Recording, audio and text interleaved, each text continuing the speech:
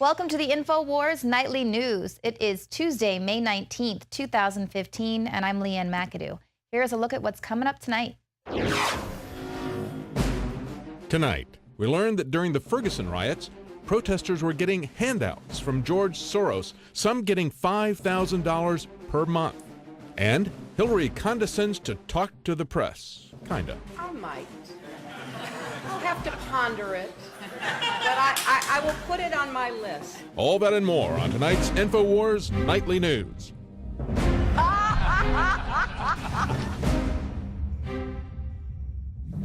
A few weeks ago, I did an in-depth report on what they're not telling you about the Baltimore riots. It received a lot of mixed reviews. A lot of people called me a racist for pointing out the fact that the very real, very raw rage of the protesters was being co-opted by race baiters and funneled into an establishment agenda. Well, the truth hurts. Well, if you needed any more proof, a leaked list shows that Ferguson protesters were paid by a Soros front group. This is Missourians Organizing for Reform and Empowerment. Ironically, the details came to light after activists protested outside the protest office of Moore last week in St. Louis.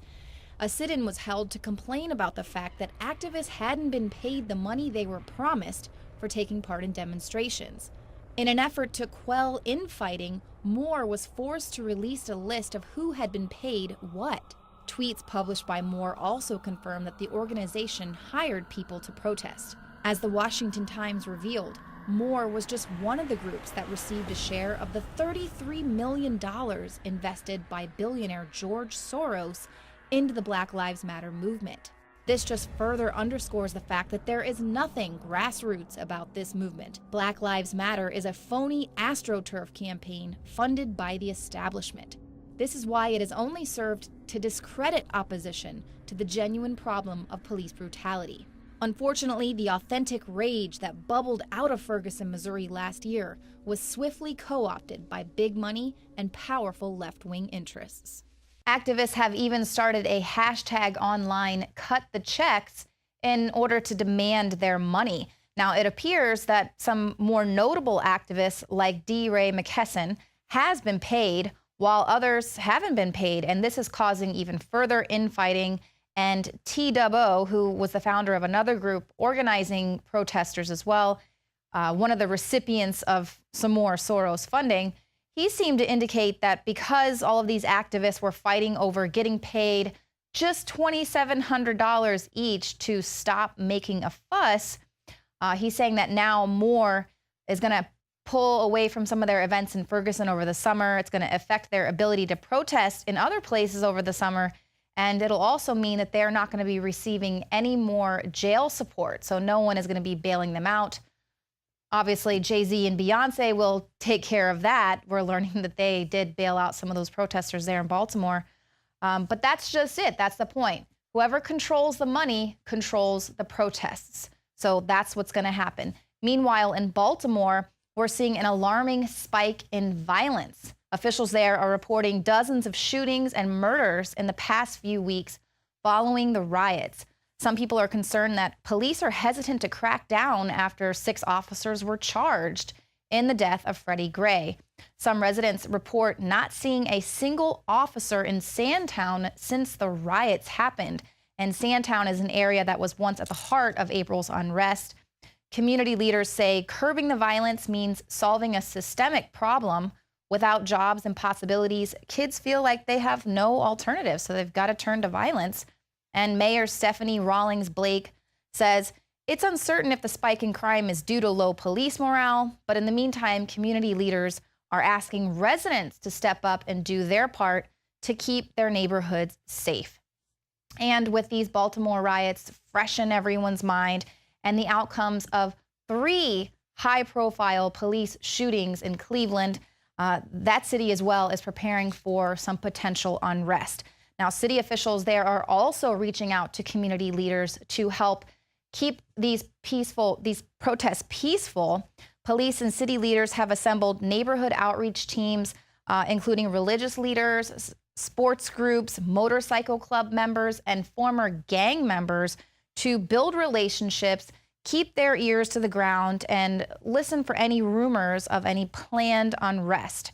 A member of the city's Community Relations Board, Edwin Paris, said he doesn't really get the sense that this city is the type of city that's going to rise up and cause havoc. But as rumors of protesters visiting from Baltimore and Ferguson continue to swirl, he says that he is concerned about the prospect of outside agitators using these protests as a cover to cause unrest. And we are getting reports that buses are indeed bringing in some Ferguson protesters, and Cleveland PD is telling everyone they need all boots on the ground. No one's getting any paid time off until all of this is settled. Jakari Jackson and Joe Biggs in Cleveland, Ohio, are right outside the Justice Center, which also encompasses the police headquarters. We are awaiting the verdict to see what's going to happen with Officer Brelo. As you can see right now, things are very peaceful. They have off and on sporadic protests, but nothing huge that we've been able to witness thus far. As you can see, no National Guard, no SWAT teams. Now, there are people concerned. Many of the community leaders are reaching out to everybody possible, which includes biker clubs. You guys probably heard about the shooting in Waco the other day, so they even reaching out to the biker clubs, youth brigades, anybody they can talk to who they think may be able to calm the situation down, and that is the case right now. Everything seems to be very calm, very collected. Only time will tell when they release the verdict. They said we'll get it today at the earliest. So I'm very curious how it's going to work out, especially when you consider the Cleveland Cavaliers are now in the NBA Finals. I believe their first game is tomorrow, which is going to bring a lot more people into the city. So if they decide to release it later in the week, they'll have that to contend with. Joe Biggs here with INFOWARS.com. Now I'm here with James Fuqua, and we were just talking about the Michael Brillo case and trying to find out what people think about it. So what's your take on this entire case and what the outcome's going to be?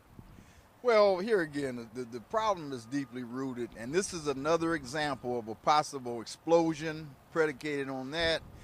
But I do agree that the longer you prolong it, the more radical the explosion is going to be, okay? Whether it's guilty or not guilty, there's going to be opposition. I am a firm believer that if you go ahead and expedite it and let the chips fall where they may, we'd be better off as a society and a community. But to brace us for an outcome is almost a setup. Well, yeah, because it's already been going on 3 years now, and then they came out and said, all right, it's going to be next week, and now we don't know when it's going to happen. So that's what's making it worse. Yeah, and I agree with you on that because it is what it is, and we're hoping and praying that we can do it with decency and in order, regardless of what the outcome is. No one's going to be totally pro, and no one's going to be totally against it. So I'm one that's kind of sitting back hoping that everything comes out all right with as little destruction as possible. We don't need buildings burned down. We don't need cars burned down. We don't need children's lives in danger. But I do agree we need to bring this to a halt, though. All right, well, thank you for your time today. Jakari Jackson here in Cleveland, Ohio. Of course, we're waiting the verdict of the Brillo case. But in the meantime, I want to talk about stuff that's free. As you can see on my shoulder, there's a giant stamp that says free. And I guess people like George Soros wanted to use that when he actually got the bill for sending violent people into towns like Ferguson, Missouri to wreak their havoc. Because we have the article on the site today done by Paul Joseph Watson talking about how there's a animosity, there's a Twitter campaign, there are people outside protesting in Ferguson, Missouri, and not so much police brutality. These are people who were paid, funded by George Soros to go in there and kick up drama in that city. And now the bill is coming due, and Soros wants to give them a giant free stamp. But as he's finding out, the people aren't so happy. They said, hey, I went out here, I wreaked your havoc, I held your signs, I did all the stupid stuff you wanted me to do, and now when it comes time to pay the piper, you're saying that everything should be free. So we'll bring you more updates as they develop here in the city of Cleveland. Jakari Jackson, Joe Biggs. You can find more reports on the Alex Jones channel on YouTube.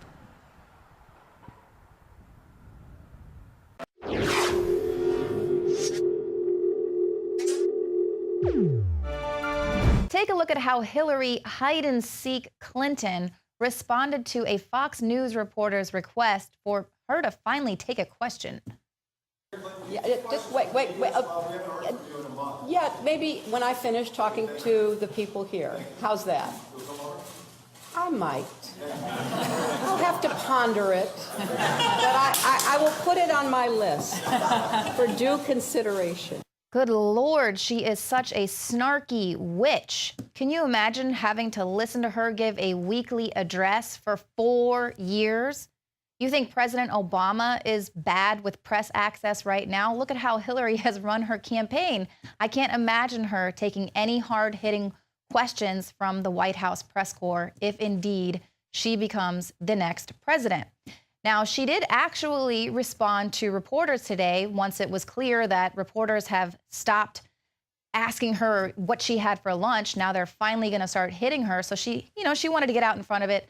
So she did respond, take some questions from the press today, and she once again reiterated the fact that she really wants her emails to be made public.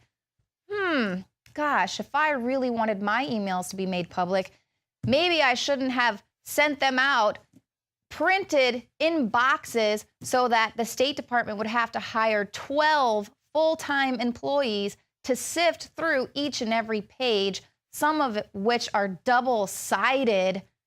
She might as well have just sent them out in Braille. Very clever, Mrs. Clinton. Andrew Malcolm at Investors Business Daily reports that this is our new normal. Obama tweets and Hillary Clinton chit-chats. Yesterday, we learned that the State Department plans to release Hillary Clinton's emails in January 2016. The proposal came Monday night in a document related to a FOIA lawsuit Vice News filed in January. They were seeking all of Clinton's emails. 12 state staffers have been assigned full-time to reviewing the Clinton emails, which were provided on paper by Clinton in bankers' boxes. State says the scanning process took 5 weeks and was complicated by some of the printouts of Clinton emails being double-sided. I have said repeatedly, I want those emails out. Nobody has a bigger interest in getting them released than I do. State Department officials have cited the need to prioritize this Clinton email project because the Iowa caucuses are due to be held February 1st, 2016. That's just 2 weeks after their proposed release.